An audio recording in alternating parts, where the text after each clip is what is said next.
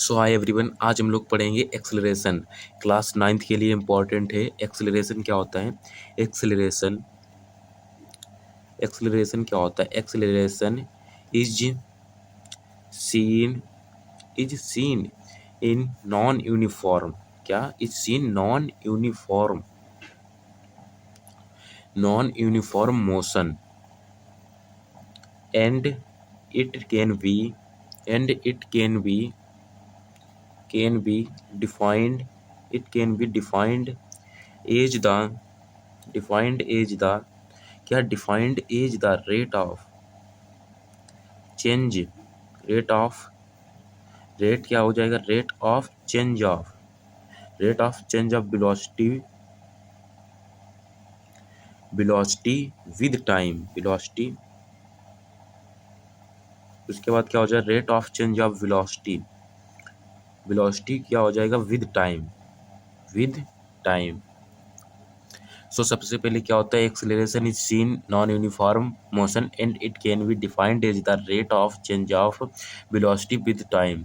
इसकी जो होती है वेलोसिटी चेंज हो जाती है भैया, किसके? टाइम के हिसाब से।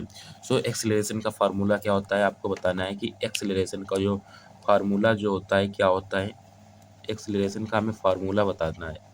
सो एक्सेलरेशन का फार्मूला क्या होता है? सो एक्सेलरेशन हो जाएगा बराबर किसके होता है? बराबर क्या होता है? एक्सेलरेशन बराबर होता है change in velocity upon change in, उसके बाद क्या? Time taken. Change in velocity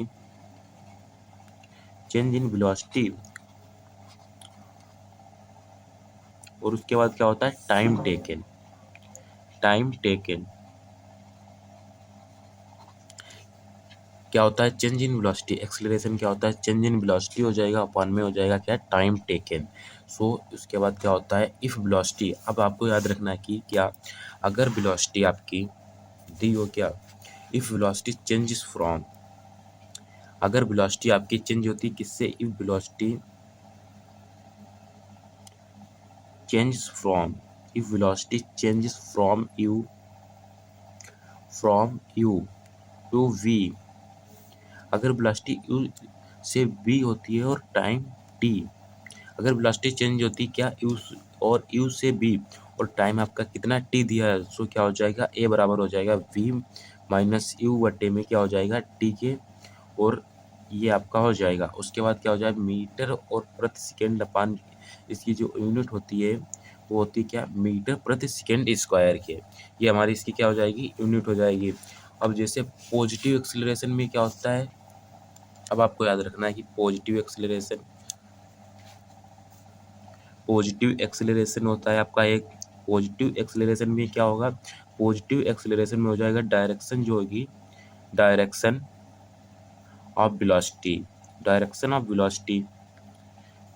velocity और आपका जो होता है निगेटिव एक्सीलरेशन में क्या होगा? निगेटिव एक्सीलरेशन में क्या हो जाएगा? Negative acceleration opposite to direction of velocity, opposite to direction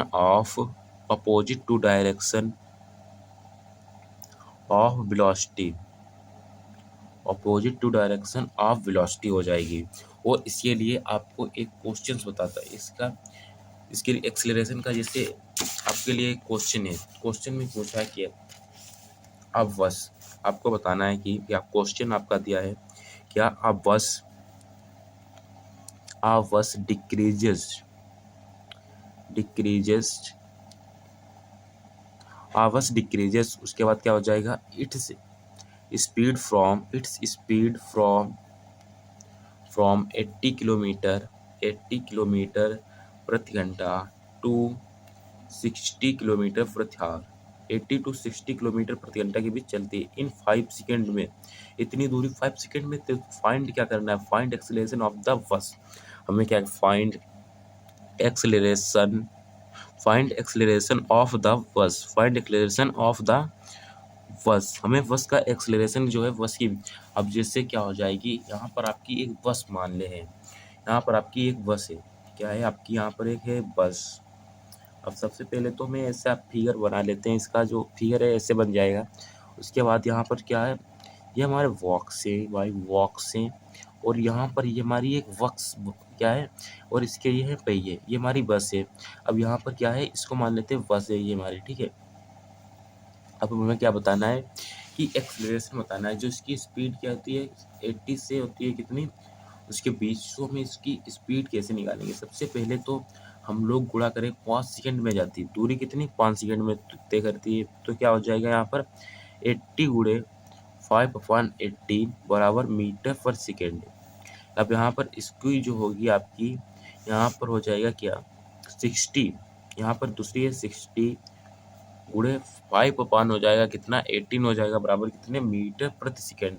अब जाती कितनी स्पीड है, स्पीड कितनी जाती है भैया 60 टू 80 जाती है।